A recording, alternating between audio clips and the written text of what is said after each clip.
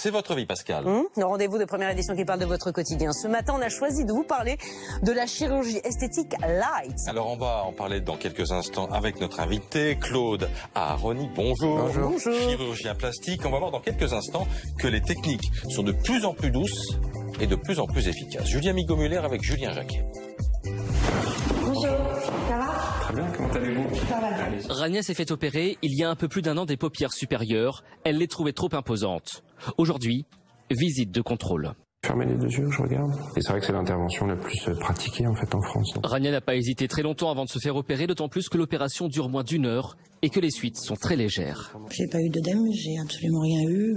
Le fait qu'ils me disent que c'est vraiment très léger, et local, que je ressors tout de suite, qui est aussi important. Et c'est bel et bien de la chirurgie esthétique, pas de la médecine esthétique.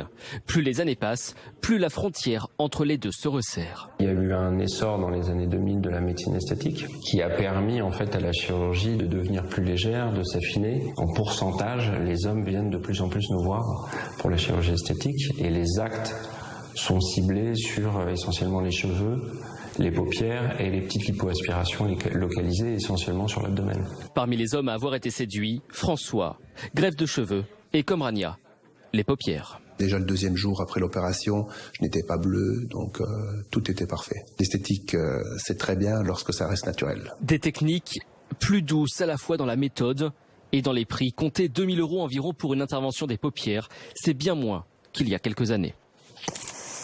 Bonjour Claude. Bonjour. On peut vraiment tout rattraper? Presque tout aujourd'hui. Par exemple, donnez-nous quelques exemples. On a quelques images. Parce que là, on a vu les paupières, mais il n'y a pas Aharoni. que ça. Alors là, vous avez montré l'exemple des paupières et effectivement, c'est la première intervention, c'est le premier contact avec la chirurgie esthétique aujourd'hui. Et aujourd'hui, c'est vrai que j'opère pas du tout les paupières comme je pouvais le faire il y a 10 ans. Les suites doivent être extrêmement simples et le patient doit pouvoir reprendre son activité au bout de quelques jours. Donc c'est de l'ambulatoire. C'est de l'ambulatoire.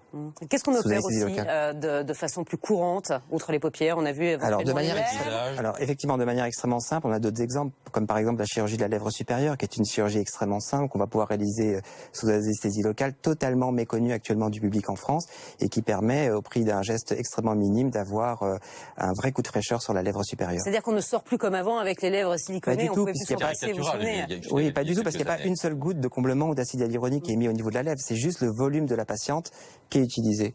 Après, sur l'exemple que vous voyez là, donc ce sont des gestes de moins en moins invasifs. Et puis avec les dernières technologies qui arrivent, par exemple, les derniers produits de comblement, le Radiesse, par exemple, qui est un produit de comblement, un gel de calcium qui permet d'avoir un effet plus liftant que volumateur. Les dernières sondes de radiofréquence, qui sont des petites aiguilles que l'on peut passer sous la peau et qui permettent d'obtenir un redrapage, voire une rétraction de la peau. Sans préjudice pour la santé? Sans préjudice. Et puis toute la révolution des fils crantés, dont vous entendez parler Ça, c'est partout. pourquoi? C'est pour rehausser l'ovale du visage? On peut pratiquement tout faire aujourd'hui avec les fils crantés.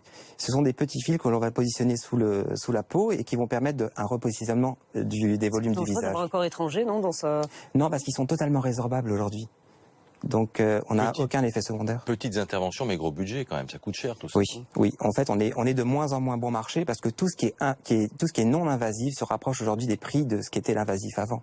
Mais c'est le prix à payer pour avoir une éviction sociale totalement minime et pouvoir retourner au travail avec un effet naturel sans que personne ne puisse se rendre compte. Le lifting, c'est encore à la mode?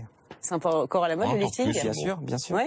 C'est à la mode, mais si on regarde aujourd'hui même les seniors n'ont que très peu de temps à donner à des gestes de chirurgie puisqu'ils restent très impliqués dans la vie sociale. Donc aujourd'hui, le principal frein reste l'éviction sociale. On doit pouvoir reprendre sa vie très rapidement. Donc vous dites que c'est cher pour une intervention courante, je sais pas moi, les paupières ça coûte combien? Moi j'ai vu dans le sujet que c'était en moyenne 2 000 €. Moi je crois que je suis à peu près au double de ce prix. Et puis tout ce qui est non invasif coûte très cher puisque aujourd'hui sur la restauration d'un ovale, comme vous avez pu le voir, qui est aussi différentes techniques, on peut dépasser les 3 000 € de budget. Et d'un mot, c'est pas définitif, faut y revenir, c'est de l'entretien. Exactement. Mais c'est l'association de ces différentes techniques qui aujourd'hui nous permet d'obtenir des résultats de plus en plus durables et on approche les 3-4 ans aujourd'hui.